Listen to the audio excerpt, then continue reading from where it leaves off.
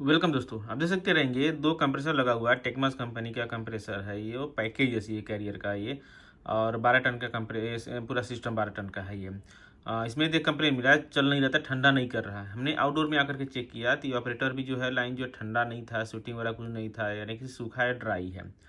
और कंप्रेसर को भी हम पकड़ के चेक किए थे, सक्शन पाइप भी देख सकते हैं पूरा चिल्ड नहीं है, मतलब गर्म है, कंप्रेसर भी गर्म है। और कंडेंसर फैन तो चल रहा है, लेकिन इसका देख सकते रहेंगे स्पीड कम है। और ये मतलब कंडेंसर फैन चल रहा है, कंप्रेसर दोनों नहीं चल रहा है ये चीज़ हमने फॉल्ट मिला है। कंप्रेसर नहीं चल रहा है, कंडेंसर फैन चल रहा है। कंडेंसर फैन चल रहा है, इसका मतलब हमारा अंदर थर्मोस्टेट डिमांड आ रहा है, तो टाइम में ये प्रेशर स्विच लगा रहता है, इसे में चेक करना रहता है। और यहाँ पे सकते रहेंगे, ये लगा हुआ है हमारा ये आर वाई बी जो रहता है, इसमें क्या क्या रहता है, जैसे कि रेड हो जाता है आपका पावर, यहाँ से हमारा जाता है नीचे थर्मोस्टेट में जाता है। और वाई जो कलर आता है रिटर्न हमारा आता है, यानी थर्मोस्टेट का टेम्परेचर डिमांड में आएगा, यहाँ पर रिटर्न पावर आएगा, रिटर्न आएगा तो हमारा कॉन्ट्रेक्टर ऑन हो जाएगा। और जी ग्रीन कलर जो रहता है ये ब्लोअर के लिए रहता है, यहाँ पर जो है पावर जाता है ब्लोअर के लिए भी आता है, ब्लोअर के लिए आएगा तब का ब्लोअर कंटिन्यू चलता रहेगा। ऑन ऑन रहेगा, ऑटो रहेगा, ऑन रहेगा तो ऑन रहेगा, कंटिन्यू चलता रहेगा। और यहाँ से जब टेम्परेचर से रूम में गर्म होगा, टेम्परेचर मान लीजिए हमारा रूम में 24 रखा हुआ है, और रूम में 20 टेम्परेचर जो है यहाँ पर मान चलो हमारा 24 रखा हुआ है। और जैसे रूम में जो है 25, 26, 27 गर्म होगा तो टाइम में डिमांड आएगा और यहाँ से कंप्रेसर ऑन हो जाता है। ठीक है, इसे चेक करते हैं क्या चीज़ रहता है, इसका स्पेशल वीडियो हमारा बना हुआ है और आगे हम जानेंगे देखेंगे। ये यहाँ पे एम्पियर लगाता है, ब्रेकर लगा हुआ है, ये देखते रहेंगे 3.2 एम्पियर का ब्रेकर है। ये भी कई बार रीसेट हो जाता है, ट्रिप हो जाता है, कैसे इसे रीसेट करेंगे देखेंगे जानेंगे। तो अभी हम समझते हैं किस तरह से हम रीसेट करते हैं प्रेशर स्विच को, और किस तरह से हम टेस्टिंग ट्रबल को फाइंड करेंगे। तो कभी भी ये देखते रहेंगे, हमारे पास जो है मैनुअल प्रेशर स्विच है लगा हुआ है, ये इसमें जो प्रेशर स्विच लगा हुआ है मैनुअल प्रेशर स्विच है ये। मैनुअल प्रेशर स्विच कैसे क्या रहता है, यहाँ पे नॉब दिया हुआ है, ये नॉब है, यहाँ पे लाल कलर दिया ना, ये नॉब है, इसे हम बटन दबा हुआ है, इसे हम दबाना है, दबाएंगे तभी रीसेट होगा।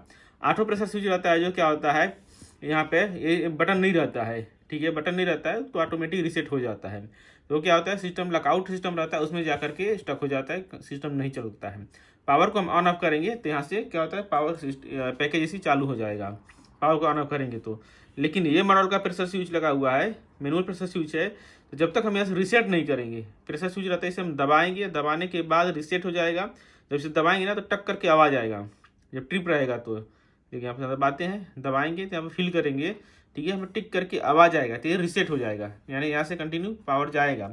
कॉन्ट्रेक्टर लॉकआउट पर जा करके पावर होल्ड रहेगा, तो हमें क्या करना रहता है, लॉकआउट पर पावर होल्ड रहेगा, इसका मेन जो पावर आता है ब्रेकर रहता है, यहाँ पर एमसीबी है ये, ठीक है, यहाँ से हमें क्या करना रहता है, इसको बंद करेंगे, बंद करके फिर चालू करेंगे, तब हमारा सिस्टम रिस्टार्ट हो जाएगा।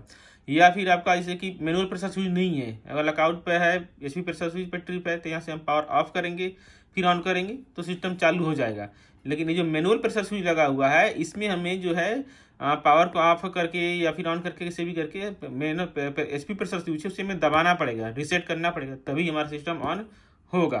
तो ये चीज़ आप जरूर ध्यान रखिएगा, अगर आप पैकेज सेंटर से काम कर रहे हैं तो आपके पास इधर से फॉल्ट आ सकते रहेंगे, मशीन आ सकते रहेंगे, तो हमें प्रेशर स्विच के बारे में मालूम होना चाहिए, auto pressure switch manual pressure switch क्या डिफरेंस है और किस तरह से हमें फॉल्ट को चेक कर सकते रहेंगे, ट्रबल शूट को फाइंड कर सकते रहेंगे। तो आशा करता हूँ जो कुछ इन्फॉर्मेशन मिला है इसी तरह से और जानकारी के लिए जुड़े रहें, चैनल सब्सक्राइब करें, वीडियो का फीडबैक दीजिए, कुछ जानकारी मिला या नहीं मिला, क्या अच्छा लगा क्या खराब लगा कमेंट करके बताएं। इसी तरह से और ट्रबल शूट के बारे में जानने के लिए, फाल्ट को ट्रैक करने के लिए, कैसे हम फाल्ट को चेक करते हैं, क्या क्या प्रॉब्लम होती है मशीन में, कंट्रोल्स को चेक करने के लिए, जानने के लिए जुड़े रहें, चैनल सब्सक्राइब करें।